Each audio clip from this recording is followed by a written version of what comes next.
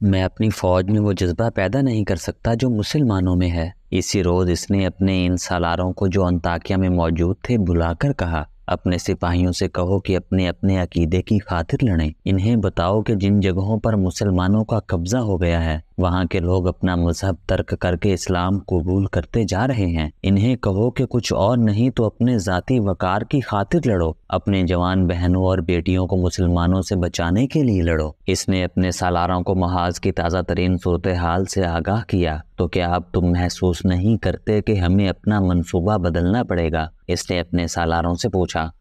ہمیں مسلمانوں پر زیادہ سے زیادہ طاقت سے حملہ کرنا چاہیے، ایک سالار نے کہا۔ وہ تو میں کرنا ہی چاہتا ہوں، ہرکل نے کہا۔ میں اتنی زیادہ اور ہر لحاظ سے اتنی طاقتور فوج تیار کر رہا ہوں جسے دیکھ کر پہاڑ بھی کانپیں گے۔ ہم جو علاقے کھو چکے ہیں ان کا ہمیں غم نہیں ہونا چاہیے، یہ سب واپس آ جائیں گے۔ میں تم میں سے کسی کے چہرے پر مایوسی نہیں دیکھنا چاہتا۔ میں نے 20 سال مسلسل لڑ کر سلطنت روم کی عظمت کو بحال کیا تھا، اب بھی کر لوں گا، لیکن تم مسلمانوں سے مرعوب ہو گئے تو میری ناکامی یقینی ہے۔ سالاروں نے باری باری اسے جوشیلے الفاظ میں یقین دلایا کہ وہ اپنی جانیں قربان کر دیں گے۔ جوش باتوں میں نہیں میدان جنگ میں دکھایا جاتا ہے، ہرکل نے کہا۔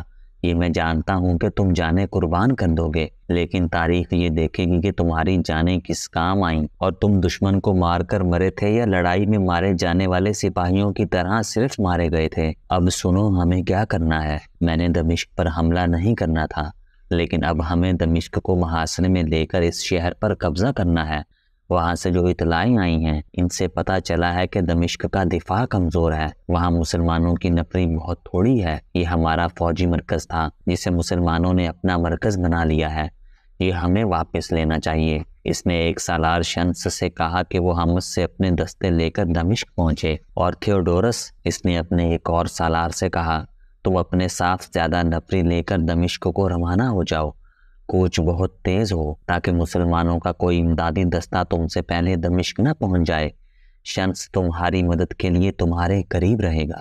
دمشق پر قبضہ کر کے ہم اسے اڈا بنا لیں گے۔ اب دنیا کو بھول جاؤ، اپنی بیویوں اور اپنی داشتاؤں کو بھول جاؤ۔ جسے ایک بار شکست ہو جائے اسے کھانے پینے کا بھی ہوش نہیں رہنا چاہیے۔ ہرکل نے تاریخی اہمیت کے الفاظ کہے۔ جو قوم اپنی شکست کو بھول جاتی ہے اسے زمانہ بھول جاتا ہے، اور جو قوم اپنے دشمن سے نظریں پھیر لیتی ہے وہ ایک روز اسی دشمن کی غلام ہو جاتی ہے۔ تمہاری عظمت سلطنت کی عظمت کے ساتھ وابستہ ہے۔ سلطنت کی عظمت کا دفاع نہیں کرو گے تو بے وقار زندگی بسر کرو گے اور گمنام مرو گے۔ مورخ لکھتے ہیں کہ ہرکل کے بولنے کے انداز میں رعب، عزم اور ٹھہراؤ تھا۔ اس کا انداز تحکمانہ نہیں تھا، لیکن اس کے الفاظ اس کے سالاروں پر وہی تاثر پیدا کر رہے تھے جو وہ پیدا کرنا چاہتا تھا۔ سالار تھیوڈورس اور سالار شنس اسی وقت نئے احکام اور ہدایت کے ساتھ روانہ ہو گئے۔ اس وقت ابو عبیدہ رضی اللہ عنہ اور خالد رضی اللہ عنہ فحل کے شمال کی طرف جا رہے تھے۔ مسلمانوں کی فوج اب پہلے والی فوج نہیں رہی تھی۔ خالد رضی اللہ عنہ جب سالار اعلیٰ تھے تو انہوں نے اسے منظم کر دیا تھا۔ مجاہدین تو پہلے ہی منظم ہی تھے، ان کا خدا ایک، رسول ایک، قرآن ایک، نظریہ اور عقیدہ ایک تھا، اور سالار سے سپاہی تک جنگ کے مقصد سے آگاہ تھے۔ پھر بھی اسے فارس اور روم کی فوجوں کی طرح منظم کرنا ضروری تھا۔ وہ خالد رضی اللہ عنہ نے کر دیا تھا۔ جاسوسی اور دیکھ بھال کو بھی باقاعدہ اور مؤثر بنا دیا گیا تھا۔ اس کے علاوہ خالد رضی اللہ عنہ نے ایک سوار دستہ تیار کیا تھا جو متحرک رہتا اور انتہائی رفتار سے وہاں پہنچ جاتا جہاں مدد کی ضرورت ہوتی تھی، مگر ان کی تعداد تھوڑی تھی۔ وہ روز بروز تھوڑی ہوتی جا رہی تھی اور وہ اپنے وطن سے دور ہی دور ہٹتے جا رہے تھے۔ وہ اسلام کا تاریخ ساز دور تھا۔ اللہ نے انہیں یہ فرض سونپا تھا کہ وہ روایات تخلیق کریں اور اس راستے کا تعین کریں جو آنے والے ہر دور میں مسلمانوں کی روایت اور فتح اسلام کا راستہ بن جائے۔ شمع رسالت مسلمانوں کے لہو سے ہی فروزاں رہ سکتی تھی، اور مسلمانوں کو ہر دور اور ہر میدان میں قلیل تعداد میں رہنا تھا۔ وہ جون 635 کے اوائل میں شام اور فلسطین میں آگے ہی آگے بڑھے جا رہے تھے۔ انہوں نے اپنا آپ اور اپنا سب کچھ اسلام کی قربان گاہ میں رکھ دیا تھا۔ وہ ایک مقصد لگن سے سرشار تھے۔ تلواروں کی جھنکار اور تیروں کے زناٹے اور زخمیوں کی کربناک آوازیں ان کے لیے وجد آفرین موسیقی بن گئی تھی۔ ان کے رکوع و سجود بھی تلواروں کی چھاؤں میں ہوتے تھے۔ وہ اب گوشت پوست کے جسم نہیں، دین و ایمان اور جذبہ ایثار کے پیکر بن گئے تھے جو روح کی قوتوں سے حرکت کرتے تھے، اور یہ حرکت بہت ہی تیز تھی۔ ابو عبیدہ رضی اللہ عنہ اور خالد رضی اللہ عنہ اپنے دستوں کے ساتھ حمص کی جانب جا رہے تھے۔ وہ فعال سے چلے تھے جہاں سے حمص تقریباً 80 میل دور تھا۔ ان کے راستے میں دمشق پڑتا تھا جو کم و بیش 30 میل دور تھا، لیکن ان سالاروں نے دمشق سے کچھ دور سے گزر جانا تھا۔ دمشق اور فاحل کے درمیان ایک سرسبز علاقہ تھا جو بہت خوبصورت اور روح پرور تھا۔ اس سبزہ زار کا نام مرج الروم تھا۔ مسلمان دستوں کو کچھ دیر کے لیے وہاں رکنا تھا۔ وہ اس سے تھوڑی ہی دور رہ گئے تھے۔ ایک گھڑ سوار جو فوجی معلوم نہیں ہوتا تھا راستے میں کھڑا ملا۔ وہ کوئی شکاری معلوم ہوتا تھا۔ جب دونوں سالار اس کے سامنے سے گزرے تو اس نے اپنا گھوڑا ان کے پہلو میں کر لیا اور ان کے ساتھ ساتھ چلنے لگا۔ کیا خبر ہے؟ ابو عبیدہ رضی اللہ عنہ نے اس سے پوچھا۔ رومی ہمارے منتظر ہیں، گھڑ سوار نے جواب دیا۔ تعداد ہم سے زیادہ ہے، حمص کی طرف دشمن کا ایک لشکر آ رہا ہے۔ یہ گھڑ سوار کوئی شکاری یا اجنبی نہیں تھا، یہ ایک مسلمان جاسوس تھا جو شکاریوں کے بہروب میں بہت آگے نکل گیا تھا۔ وہ اکیلا نہیں تھا، اس کے چند اور ساتھی بھی آگے گئے ہوئے تھے۔ جاسوسی اتنا آسان کام نہیں تھا کہ دشمن کی نقل و حرکت دیکھی اور واپس آ کر اپنے سالاروں کو اطلاع دے دی۔ دشمن کے جاسوس بھی آگے آئے ہوئے ہوتے ہیں۔ وہ جاسوسی کے علاوہ یہ بھی دیکھتے تھے کہ دوسری طرف کا کوئی جاسوس ان کے علاقے میں نہ آیا ہوا ہو۔ پتہ چل جانے کی صورت میں وہ جاسوس کو پکڑا یا مارا کرتے تھے۔ اس جاسوس نے سبزہ زار میں جس رومی فوج کی موجودگی کی اطلاع دی تھی، مورخوں کے مطابق وہ رومی سالار تھیوڈورس کے دستے تھے اور وہ رومی فوج آ رہی تھی۔ اس کا سالار شنس تھا، ابو سلیمان۔ ابو عبیدہ رضی اللہ عنہ نے خالد رضی اللہ عنہ سے پوچھا، کیا تو یہ نہیں سوچ رہا کہ ہم ان رومیوں کو نظر انداز کر کے آگے نکل جائیں؟ ہماری منزل حمص ہے۔ نہیں، خالد رضی اللہ عنہ نے جواب دیا، ان دو فوجوں کے ادھر آنے کا مقصد اور کیا ہو سکتا ہے کہ یہ دمشق کے راستوں کی ناکہ بندی کر رہے ہیں۔ مجھے دمشق خطرے میں نظر آ رہا ہے۔ اگر رومی دو حصوں میں آ رہے ہیں تو کیوں نہ ہم بھی دو حصوں میں ہو جائیں؟ ابو عبیدہ رضی اللہ عنہ نے پوچھا۔ دو حصوں میں ہی ہونا پڑے گا، خالد رضی اللہ عنہ نے کہا۔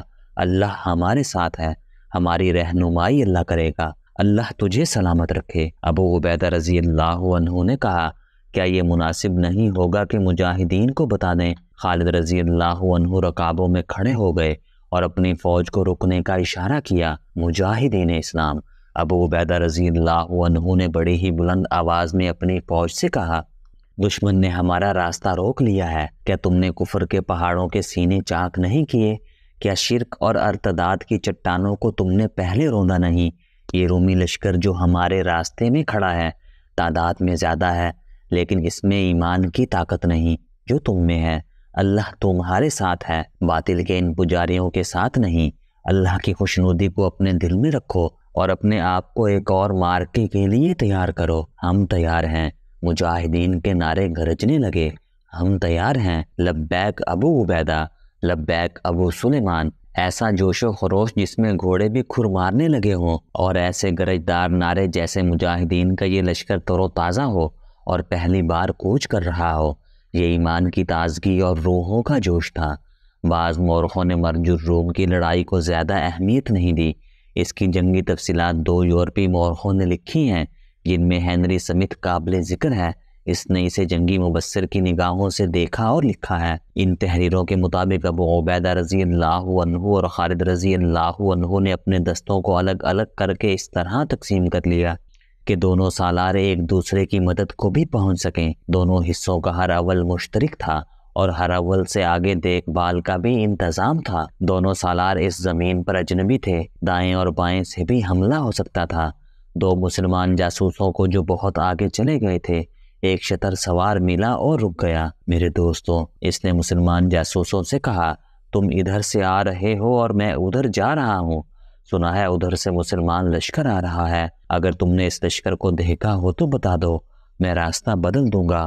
کہیں ایسا نہ ہو کہ وہ میرا اونٹ مجھ سے چھین لیں۔ اور تو یہ بتا کہ آگے کہیں رومی لشکر موجود ہے؟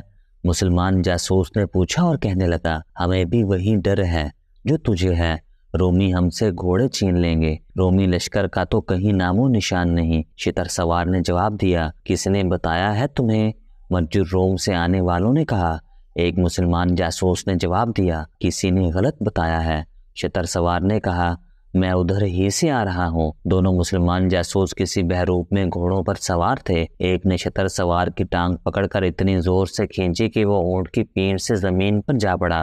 دونوں مسلمان بڑی تیزی سے گھوڑوں سے کودے اور شتر سوار کو سنبھلنے کا موقع نہ دیا۔ تلواریں نکال کر نوکیں اس کی شہرگ پر رکھ دیں۔ تم عیسائی عرب ہو، ایک جاسوس نے اسے کہا، اور رومیوں کے جاسوس ہو، انکار کرو، ہم تمہارے دونوں بازو کندھوں سے کاٹ دیں گے۔ مرجو روم کی پوری خبر سناؤ۔ اس نے جان بخشی کے وعدے پر تسلیم کر لیا کہ وہ رومیوں کا جاسوس ہے، اور اس نے یہ بھی بتا دیا کہ رومی سالار تھیوڈورس اپنے دستوں کے ساتھ پہلے ہی مرجو روم میں موجود تھا، اور دوسرا سالار شنس بھی کچھ دیر پہلے پہنچ گیا ہے۔ اس رومی جاسوس کو پکڑ کر پیچھے لے گئے اور اسے سالار ابو عبیدہ رضی اللہ عنہ اور سالار خالد رضی اللہ عنہ کے حوالے کر دیا گیا۔ جب مجاہدین کا لشکر مرجو روم کے سبزہ زار کے قریب گیا تو رومی لشکر دو بڑے حصوں میں لڑائی کے لیے تیار کھڑا تھا۔